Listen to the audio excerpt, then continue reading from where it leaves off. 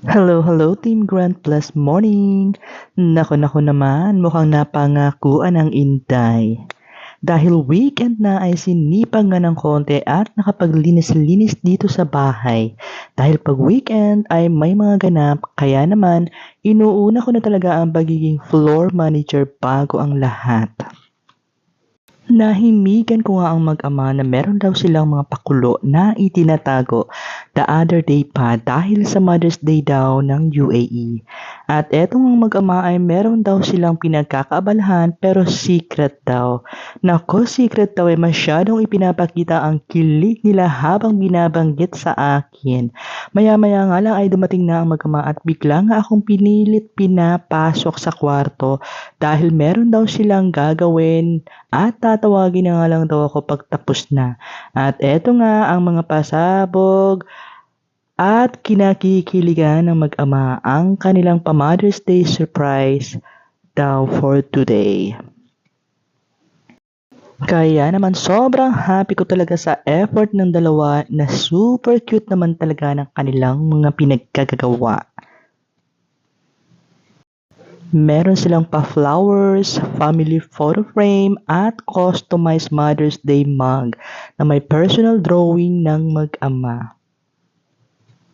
Sobrang ganda naman talaga ng mga flowers na yan at nangangamoy bulaklak na naman sa buong bahay.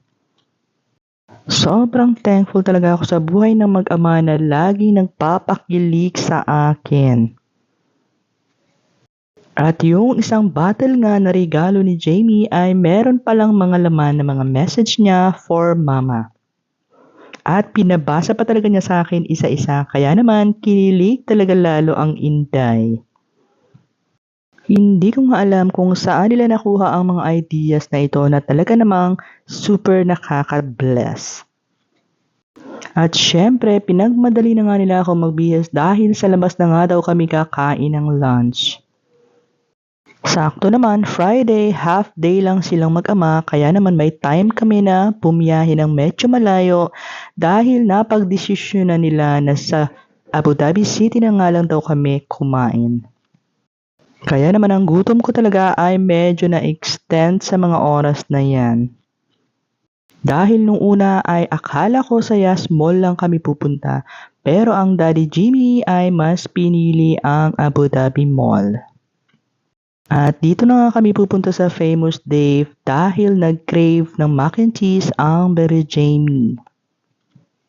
Bago nga dumating ang foods ay nagpunta muna ako sa CR para mag-post lang. At eto na nga, ready na ang aming mga foods at nag-pray muna ang Daddy Jimmy bago ang lahat. Thanks for watching guys. God bless you all.